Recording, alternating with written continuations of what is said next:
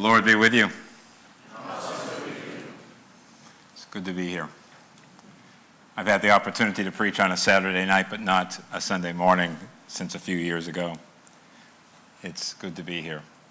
We'll dive into the text. We'll have some time of prayer, but let's have some fun with Brenda for a minute.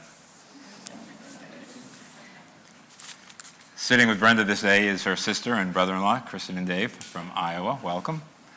And next service, there'll be some, 10 others or so, filling up a couple of pews of nieces and nephews and others. Kristen, how would you describe your sister as a person? What adjectives would you use? This is being recorded.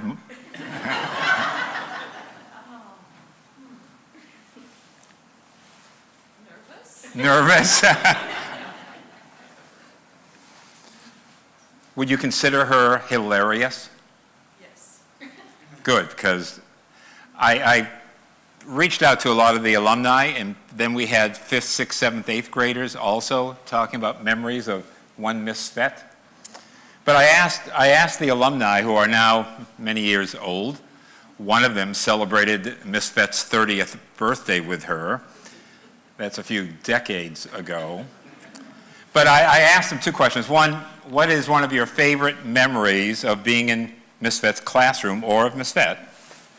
And then the second question, a more serious one, what is one of the learnings, academic learning, life lesson learning, spiritual learning, that you still carry with you to this day?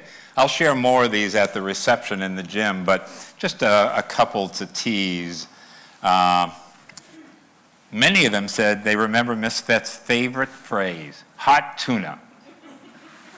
Where does that come from? I've never even heard that. Kristen, Dave, have you seen her in the elf outfit? Yes. She dressed up as an elf and greeted them off the bus. You've got to see the pictures of that. Most kids remember this, and we'll go this way. Denny, what's the state capital of Ohio? Columbus, good. Kathy Miller, what is the state capital of Pennsylvania? What? Harrisburg. Brenda, what's the state capital of Florida? Wait, do we have any graduates out of her class? What's the state capital of Florida?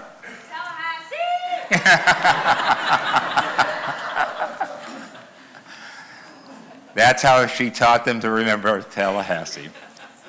What's the state capital of Iowa? David, what's the state capital of Iowa? Kristen, what's the state capital of Iowa? Des Moines.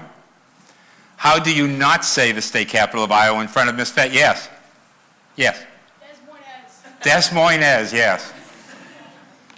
Kristen, do you know that your sister made Groundhog Day a thing in 4th grade? And she would make groundhog brownies.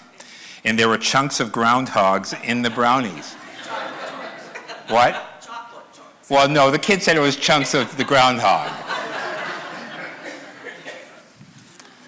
Oh, two serious ones. Brenda, you were at our house when the mail came one day, and I held up the letter. Didn't show you, but it's from your mom and dad. Never did we think we would see our kids retire. Never thought we'd be that old. But here it is. The time goes so fast. We can't thank God enough for blessing our family like he has. Brenda, we see you as a little girl, always ready to help your dad outside. Then going to school, being in 4-H, loving to sew, going to Sunday school and church. At St. John's, Pastor Abbott was a real leader for our kids, and you've talked about him with me. From about 3rd grade, you said you wanted to be a teacher. Your goal was to go to Seward to college and then teach somewhere. When we went to California for your internship, you called home and you said, guess where I am going? And you said, Paradise. She went to Paradise, California, which unfortunately, tragically, was destroyed in a fire recently. From there, you came to Cabot, Pennsylvania. Another paradise, that's my word. Believe me, that was a long way from home. Now, over the years, it has become your home. We thank God for the life he gave you. Now, we congratulate you on your retirement. We've loved you forever. We always will. God be with you, Mom and Dad. You know, Brenda is one last one. Brenda is indeed known for being very firm, but very funny. So many of the kids said this. She could be very, very strict, but she could be very, very hilarious. And that seemed to be a constant theme in it. And one student writing his memories caught that when I asked the student, this is alumni, now many years later, what's your favorite memory? He said, my favorite memory of Miss Fett is when she would say to us, your homework should be bold, bright, and beautiful, just like me. But then, on a very serious note, how he writes it so beautifully, Miss Fett was at the same time a no-nonsense authority, and yet a full of nonsense authority in my life at the same time. That taught me something about the character of God. On the one hand, he is a no-nonsense kind of authority. He is to be feared, worshipped rightly. He has no tolerance for sin in his presence. Grace, forgiveness, yes. Tolerance, no. But on the other hand, God is full of nonsense. After all, he is the inventor of monkeys, peacocks, and wound-up puppies, and any other number of ridiculous creatures. Miss Fett was a good example to me of how to be serious about serious things and not so serious about not so serious things. I love the way that's expressed. There's a balance, a tension that glorifies God in all of this. I asked Miss Fett, Brenda, what's the favorite Bible story that you taught the kids? And without flinching, without hesitating, she said, Jesus walking on the water and inviting Peter, commanding Peter to come and walk on the water with him. And that is our text for today. And we pray. In the name of the Father, and of the Son, and of the Holy Spirit.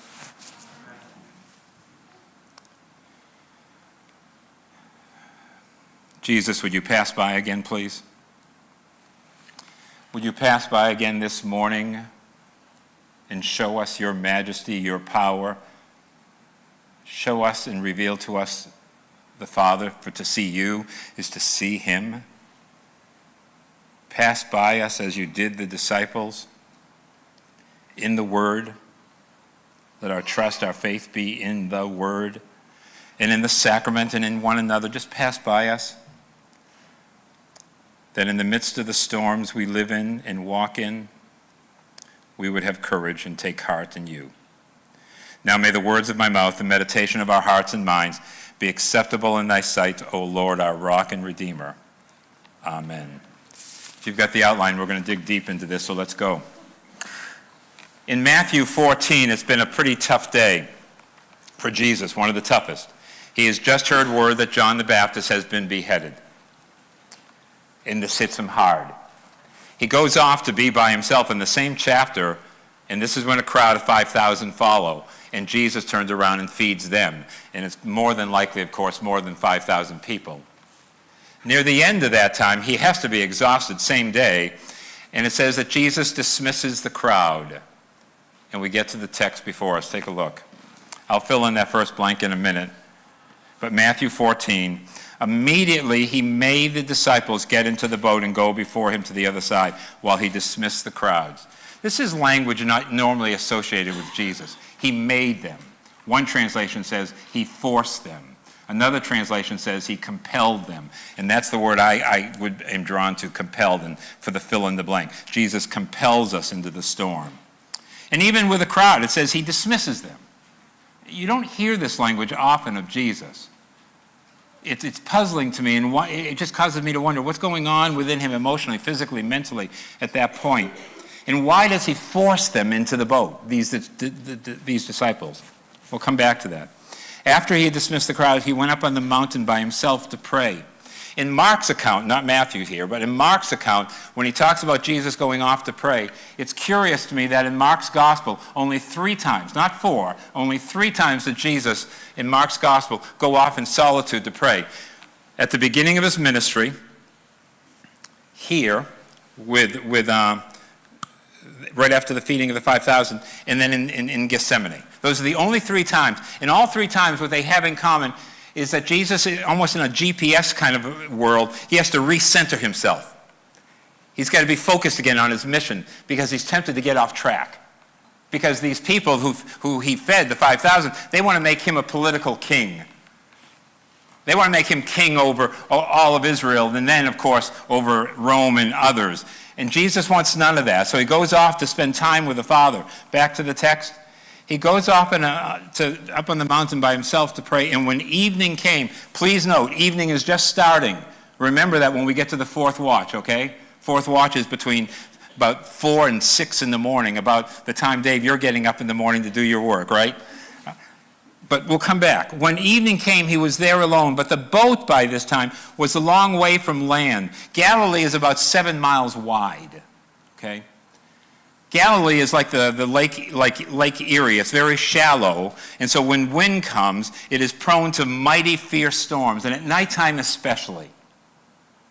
That's important to know. Why would Jesus make them get into the boat of all times like nighttime?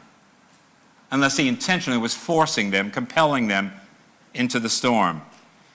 He was there alone, but the boat by this time was a long way from land, beaten by the waves, for the wind was against them. The account of this in Mark 6 reads this way.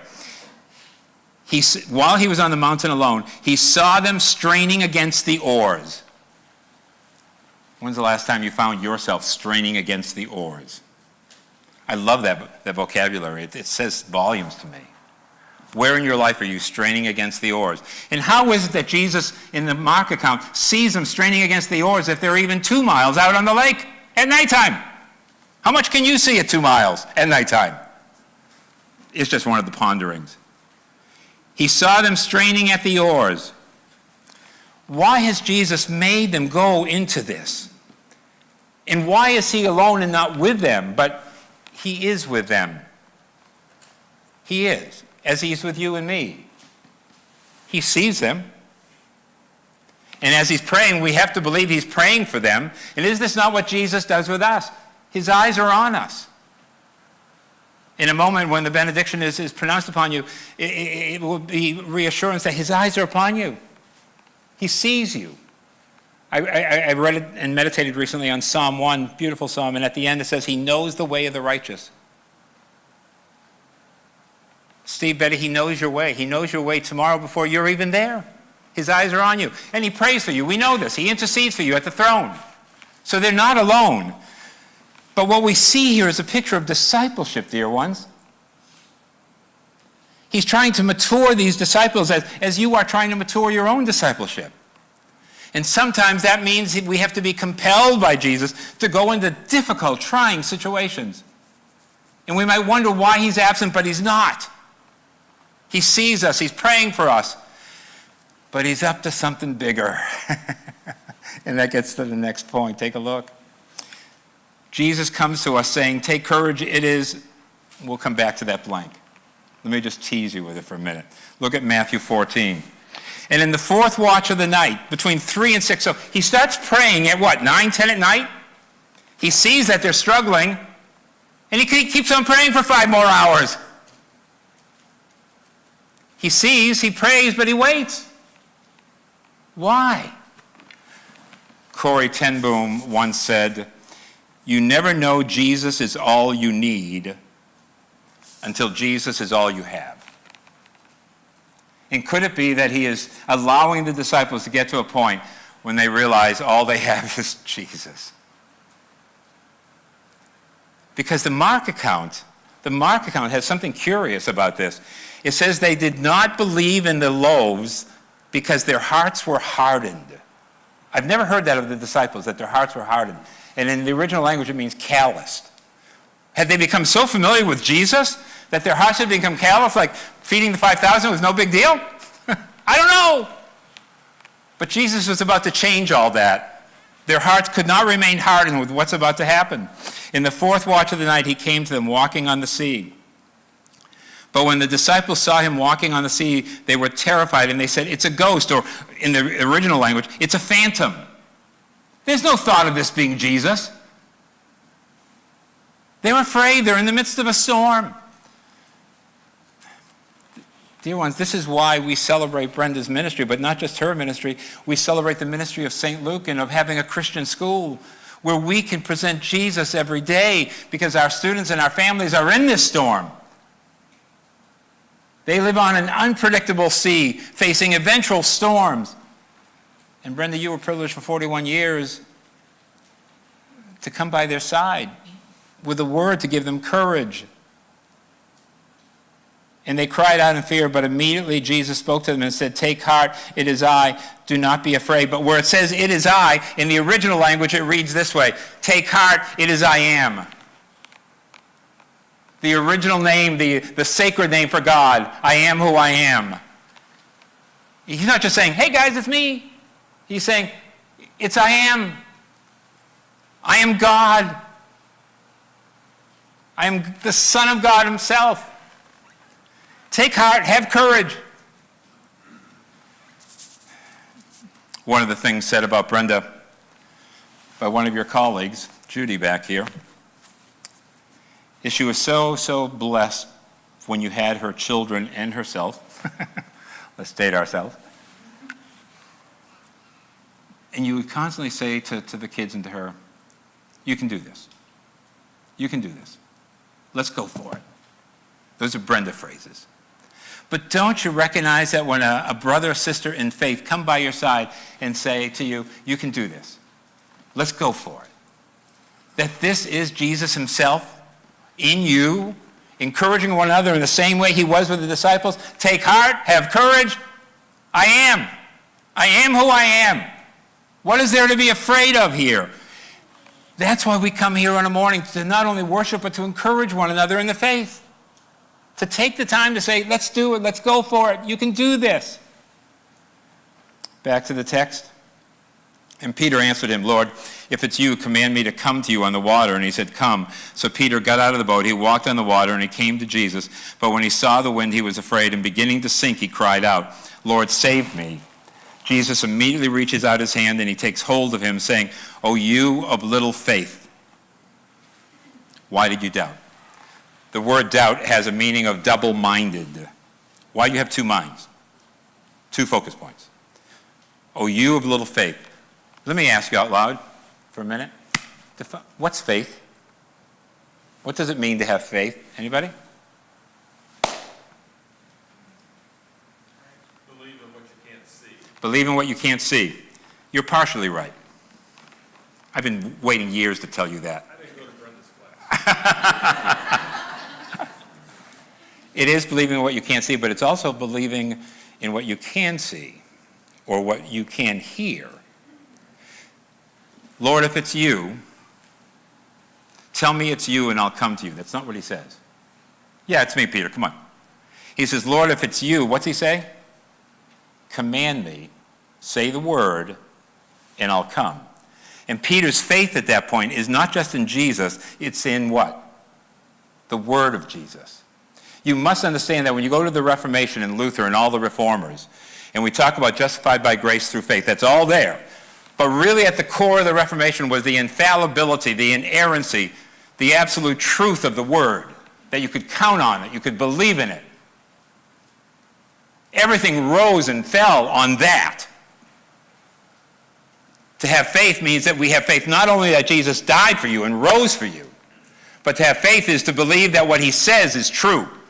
And that when you're in the toughest part of your life, that you look at the word and say, can I trust this word? Can I lean into this word to not steer me wrong? That's where we put our faith.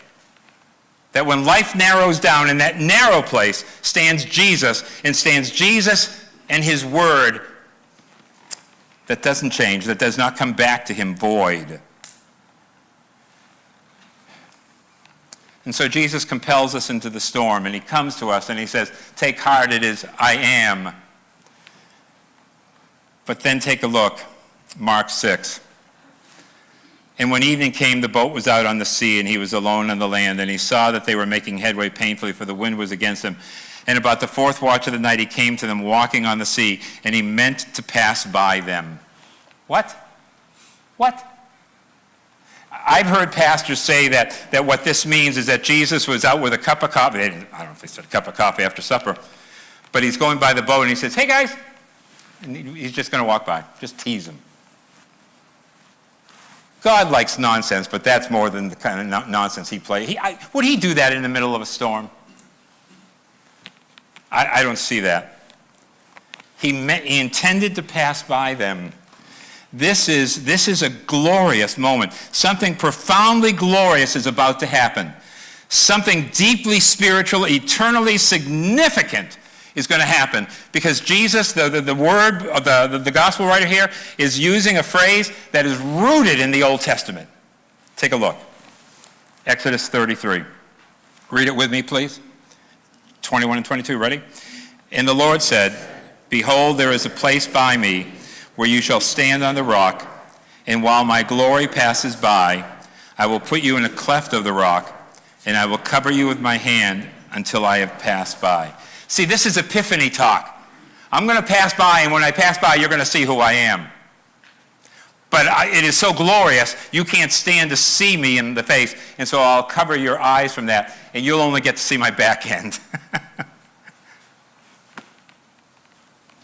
To pass by is to see the glory of God revealed.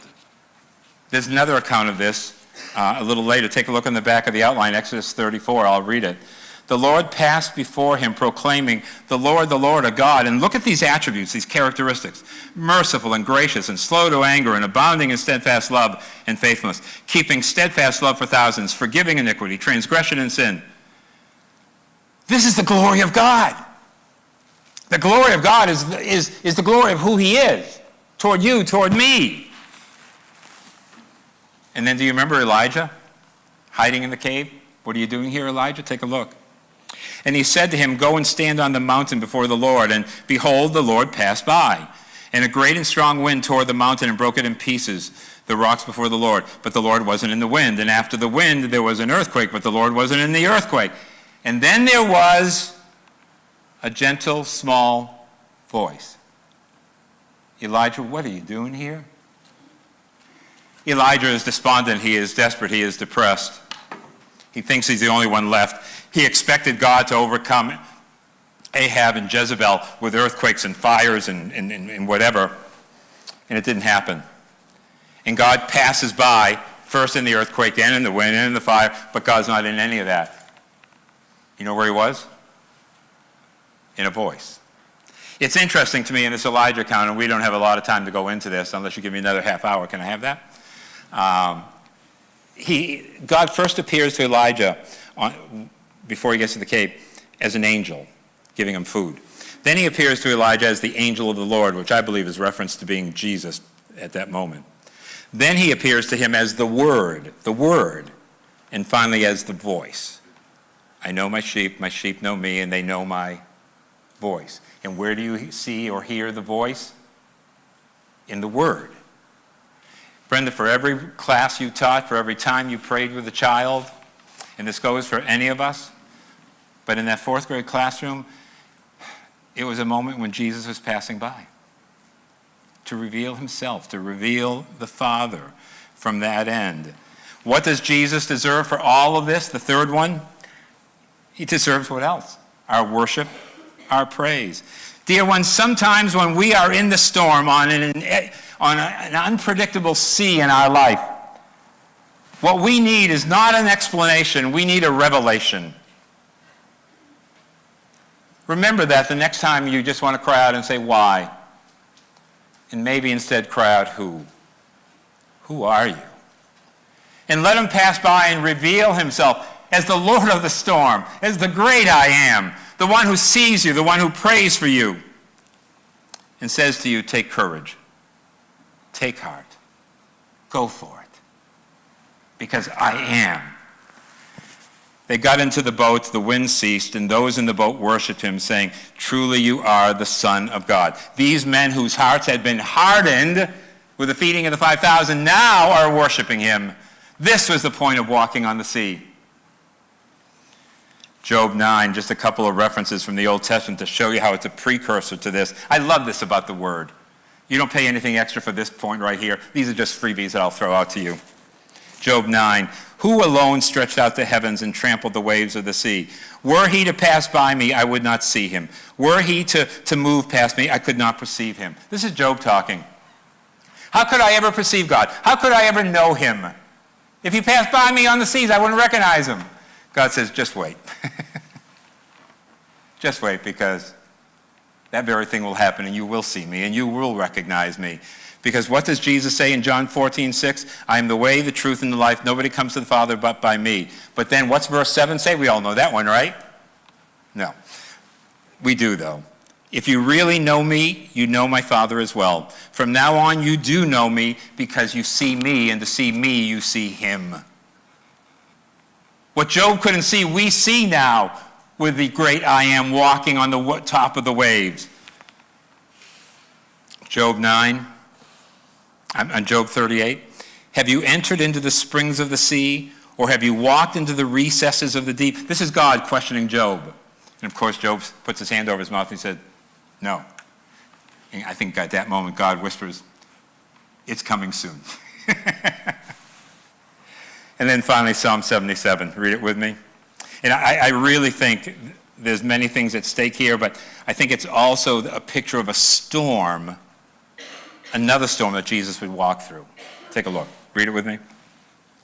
The crash of your thunder was in the whirlwind. Your lightnings lighted up the world. The earth trembled and shook. Your way was through the sea, your path through the great waters, yet your footprints were unseen. Could this be reference to the storm of judgment Jesus went through from his Father on the cross? Could this be when the earth shook and the skies lit up with lightning at the God-forsakenness of his Son's death?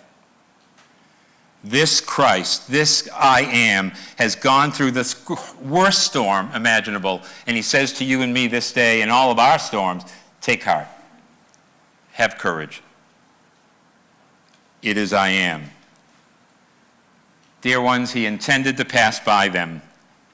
And in doing so, we see Jesus in the storm, walking on the unpredictable sea of our lives, saying, take courage. Wherever it is in your life right now, you are depressed and despondent and anxious. Take courage. It is I am. In the journey ahead. And Brendan, you're a new chapter in Journey Ahead. May we continually each day be watchful for those moments when in the most unexpected way, Jesus passes by. Amen.